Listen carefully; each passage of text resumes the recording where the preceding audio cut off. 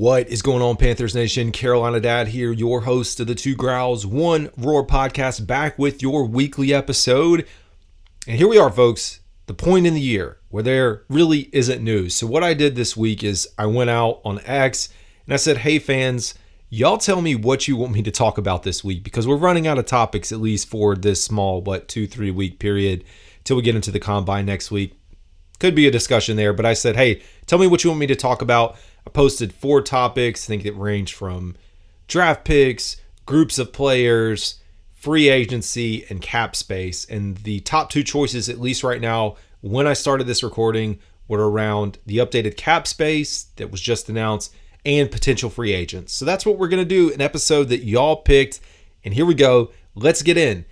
One thing that I have learned as I've started my journey to becoming an NFL-esque reporter extraordinaire, whatever you want to call it, label me podcaster, I've learned the degrees of separation that there are between news that we receive that gets funneled down from, the Adam Schefters, the ESPNs, the NFL Network, the whoever you follow.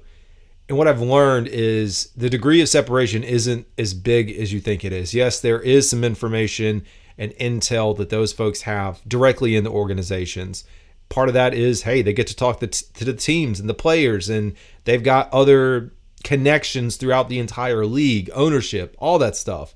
But what I learned is a lot of the information that gets communicated out, I don't know the percentage, I'd say 75%, maybe that's a little high, 70%, is information that's readily available for anyone and everyone to digest. And so the NFL put this out, and that's what I started to slowly realize. And of course, I know those mainstream guys and or local folks also have direct connections into the locker room, the players, interviews, and all that, and talking to the coaches and the pressers.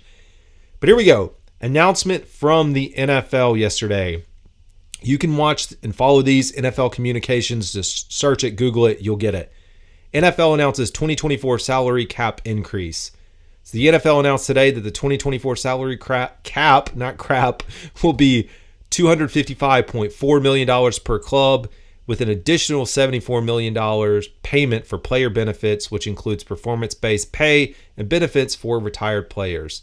Total 2024 player costs will be $329.4 million per club, or more than $10.5 billion league-wide. The unprecedented $30 million increase per club in this year's salary cap is the result of the full repayment of all amounts advanced by the clubs and deferred by the players during the COVID pandemic, as well as an extraordinary increase in media revenues for the 2024 season. You don't say. Increased revenues, right? Media deals, rights. We've got streaming on Peacock for games. We're going to have Amazon streaming exclusive games. All the money that's funneled in there, hundreds of millions of dollars. I would expect the cap to continue to increase year over year. But what positive news this is for us in the Carolinas as we await, what are we going to do with Brian Burns? And I talked about earlier, I put out a whole episode on YouTube that talked about Brian Burns and should we sign him? Yes, I'm a fan of signing him. The reports came out that Brian Burns wanted $30 million. We wanted to offer him $27 million. We couldn't meet in the middle.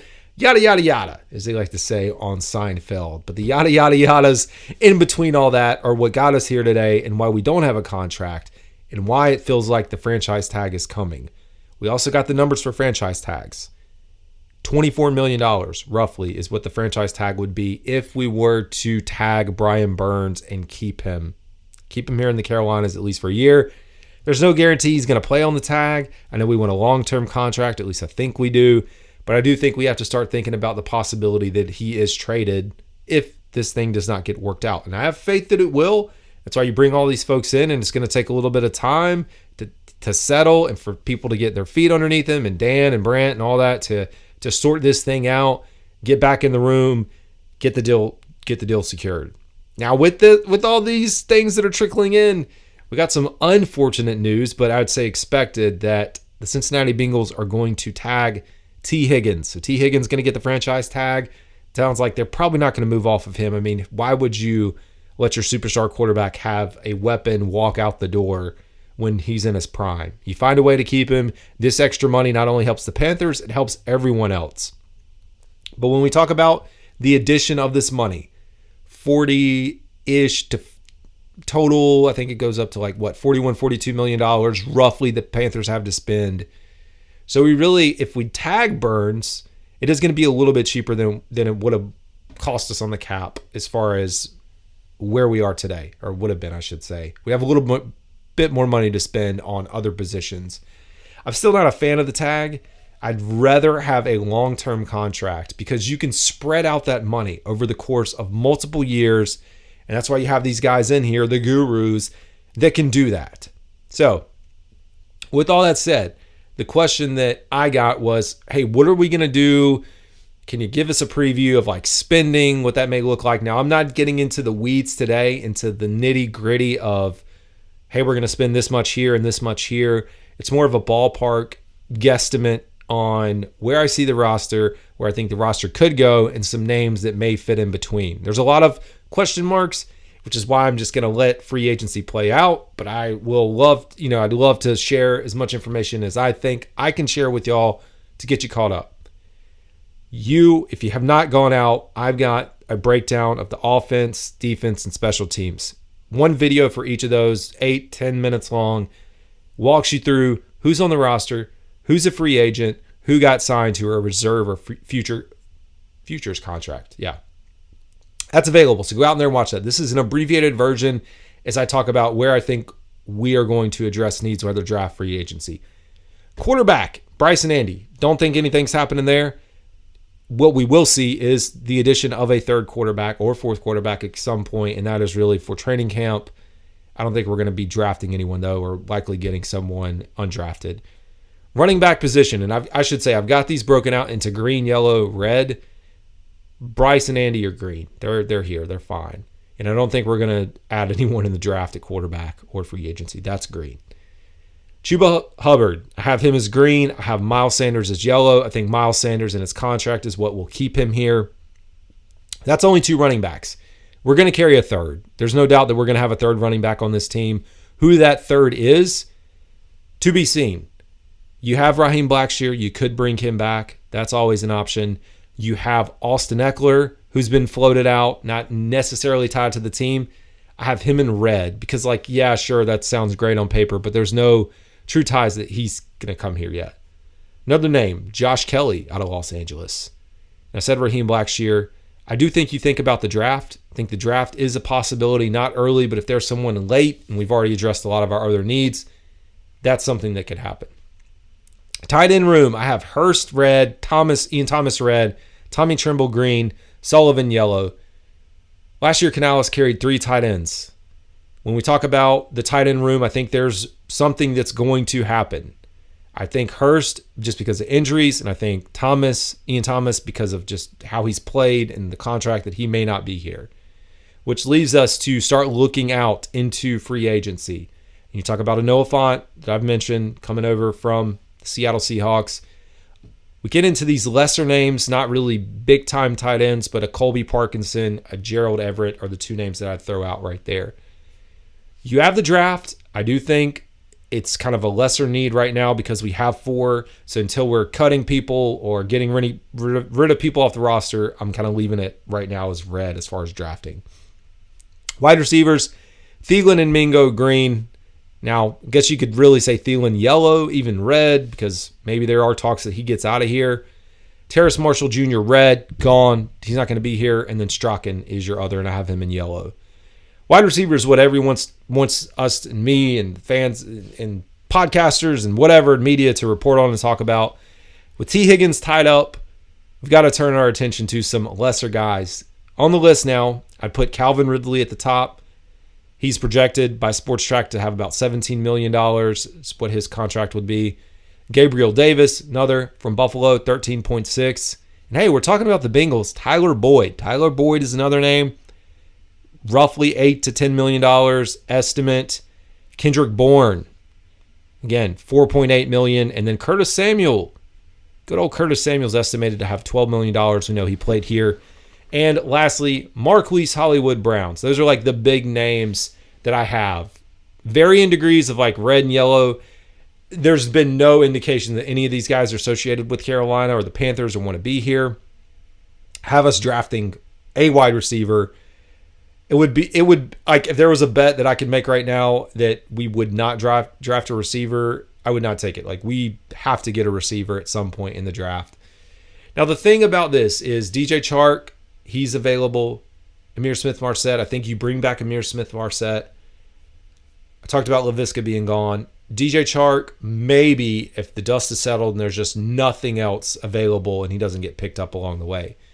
The thing about all these ideas of bringing this guy versus this guy and this guy over this guy back is we saw how terrible this team was, and I don't know that good coaching is really going to elevate it and get it to the next level that we think that it should be. So when you run it back with some of the guys that have already been here, I don't know what you're getting, which is part of the reason I think some of these guys that may have been safe under Reich are likely going to be out. Now, offensive line, that's the other fun one. We've got Icky. We've got Christensen, Bozeman, Austin, Moten as your quote-unquote starters right now. Then you've got Zavala, Mays, Jensen, Ricky Lee. I'd say Icky's safe. I know people won't like that, but he's safe. He's not actually going anywhere. Maybe he moves inside.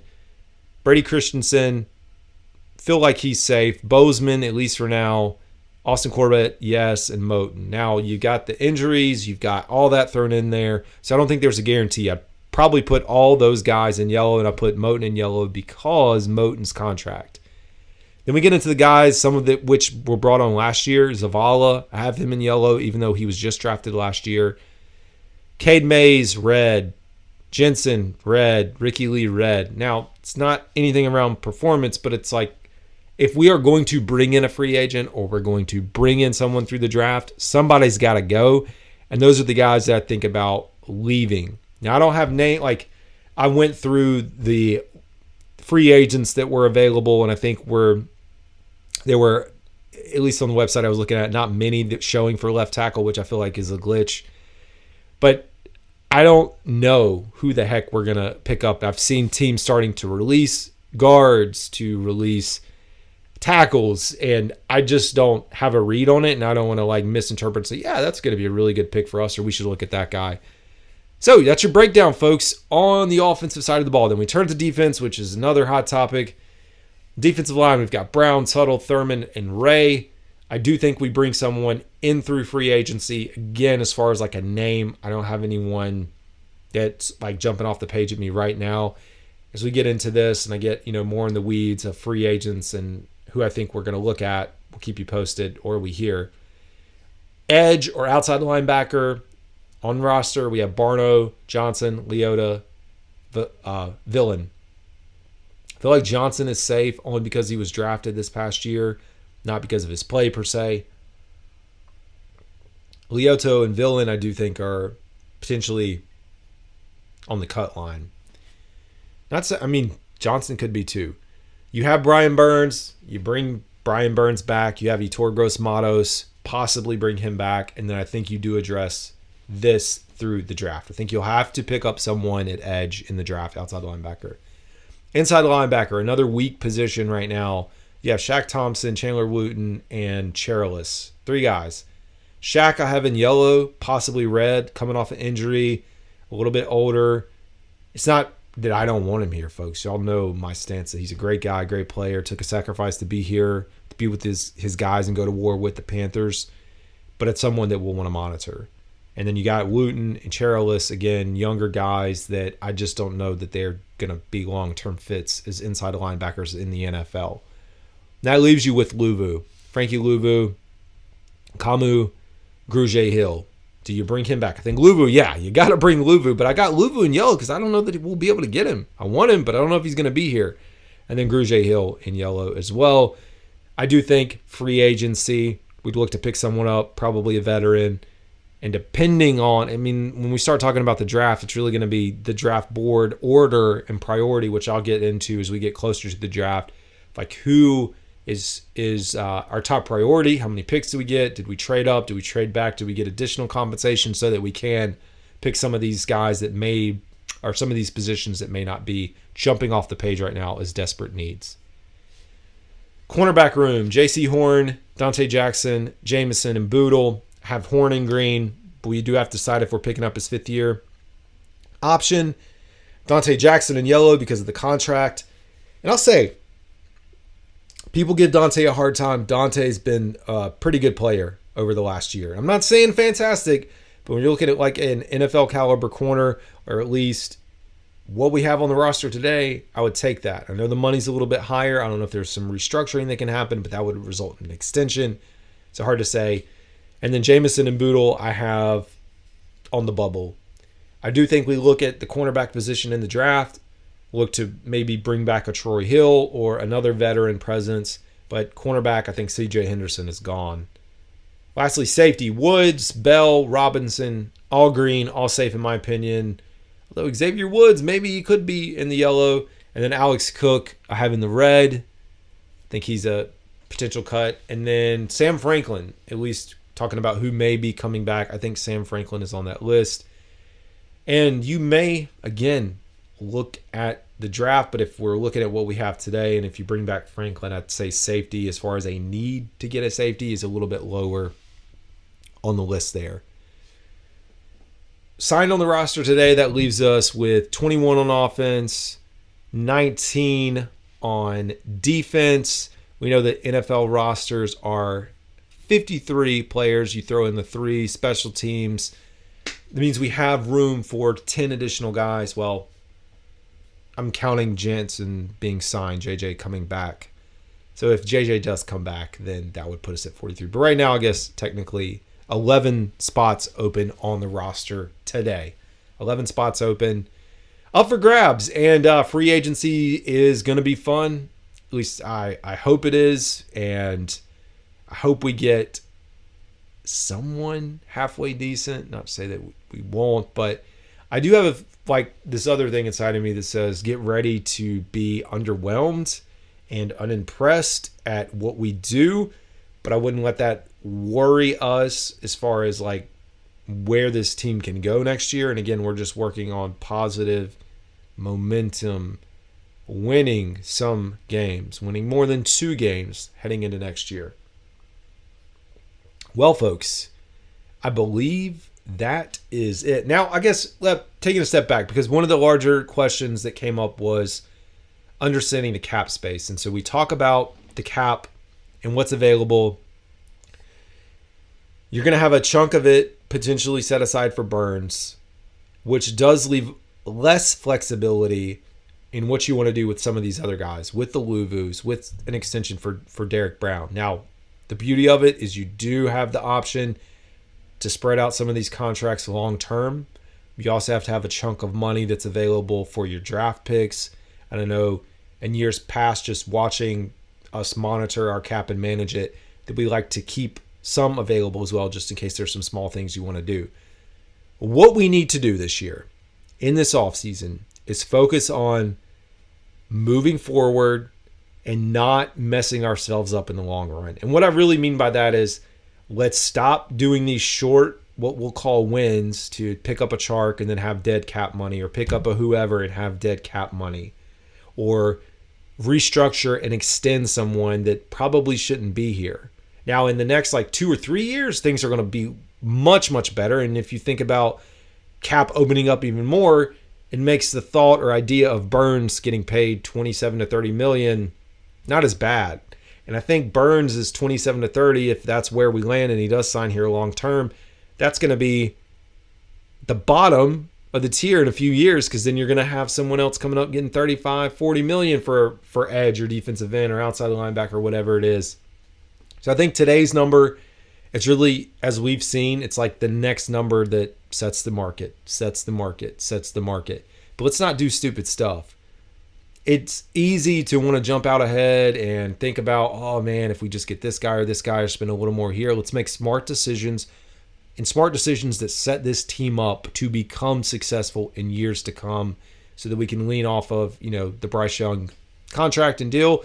You got really 2 solid years at least, and then you start talking about, of course, the 5th-year option, if he's going to play on it, extension, yada, yada. More Seinfeld. All right, folks. That is it. Y'all have a good one. See ya.